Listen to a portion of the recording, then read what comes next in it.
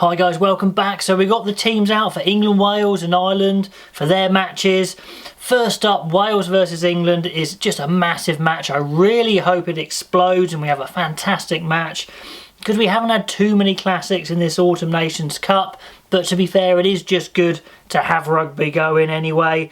Having a look at this England team, not a lot of changes. We wouldn't expect many changes.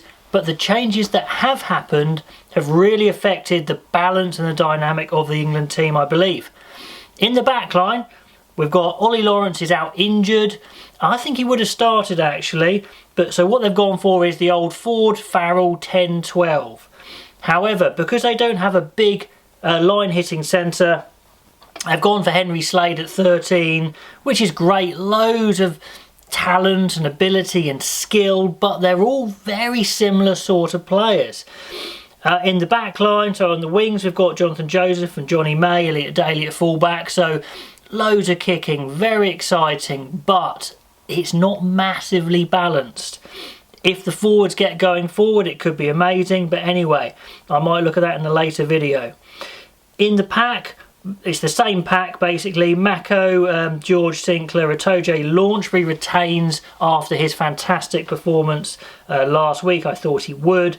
Then of course the back row that's been doing so well for Eddie Jones for so long. But then on the bench, I think we've got the most powerful bench England have put out so far in this tournament. Cowan-Dickie comes back in.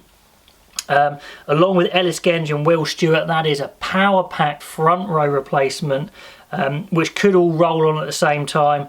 That would be intimidating. Then you've got Big Johnny Hill and Ben Earl and Jack Willis. So a 6-2 split. Wow. Because you're starting two fly halves if you like, you don't have to have a fly half on the bench. So they've just gone for a 9 and then a general backs replacement. And the general backs replacement in Andy Watson is another speedster. So we've got a lot of very similar backs on the pitch, very good backs. But, you know, the only way England would get variety is if they played someone like Ben Earl on the wing potentially or in the centre. So that'll be interesting to see how it goes. But anyway, it's probably England's strongest team they've put out so far. Is it their most balanced team? No, but still absolutely packed full of quality. Now, let's go on to Wales.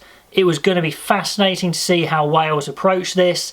Unfortunately, they've had some injuries, which hasn't let them put out the team they'd want to put out. Anyway, let's have a look at the back line.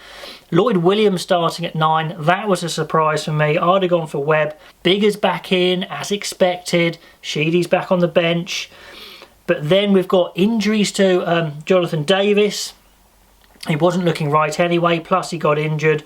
So the adopted English pair of Johnny Williams and Tompkins get another role at 12 and 13. Interesting that Williams gets the nod over Watkin. So, I think we might be able to read a little bit into that because this is a big game and you want to play your strongest team. Reece Zammit starts, even though George North, Holmes is available. He's gone for Zammit. A great player, great young player, but very inexperienced. Massive boost for him. Might say that he'll start starting regularly. And then Adams at 14, Halfpenny at 15. So that's the back line. Some very interesting calls there. In the scrum, what wasn't a surprise was Wyn Jones and Samson Lee retain their propping slots. The best scrummagers starting against England is no surprise. Elias comes back in at hooker. Must have been a close call, but at the moment he's just got his nose in front as first choice. Ball is back with Alan Wyn-Jones. And, well, real big blow for Wales with Justin Tipuric picking up an injury last match. He's been Wales's best player, I think. Definitely the best forward and the most consistent. And he's out. So that's a big blow. So it's down to the youngsters, Lewis Hughes and Botham, 6 and 7. Wow. They've got physical talent, but what they don't have is experience. Talk about being thrown in at the deep end. But they've got great attitudes. I mean, they love it. They love playing. They love winning. They're very physical. So I think they'll enjoy it, definitely. And Faletau's going to have to guide them through a little bit. Then on the bench, as we can see, D. Carey Francis, Rowlands, Wainwright on the bench, Webb, Sheedy and Watkin. So Who do you think's got the better team? I mean, on paper, you'd probably say England. Wales is a bit more inexperienced, but you know, there are some balance issues there with England for sure. It's in Wales. Anyway, let me know if you agree with these selections, particularly Wales, who have made the most changes and had to make the most changes due to injury. Yeah, and tell me who you'd have selected. Now, having a look at Ireland's team versus Georgia, he's definitely rotating here. He's definitely trying some different options.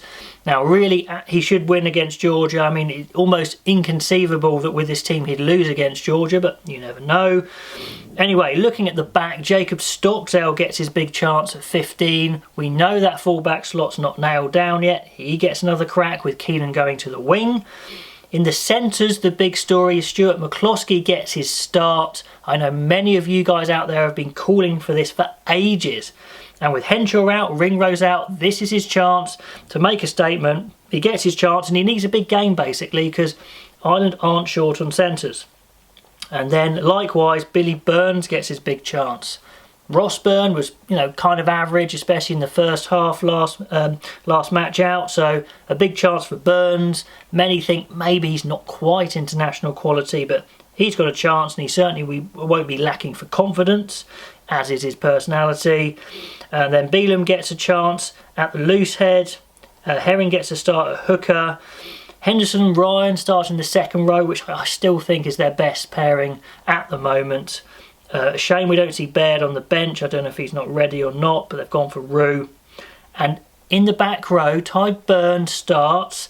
Are they looking to experiment with this more physical back rower that some teams are playing for as a bit of a change-up? We'll see. Then Connors and CJ Stander. And on the bench, like I said, we've got Quinn Roux, Peter Amani covering the back row. Marmion should get some game time. And Shane Daly, a very versatile back, centre wing, full-back. Certainly a young guy, 23 years old, worth having a look at. And incredibly versatile to use on the bench. So let me know what you think of that Ireland team. Let me know what you think of the England and the Wales team. And I will catch you next time.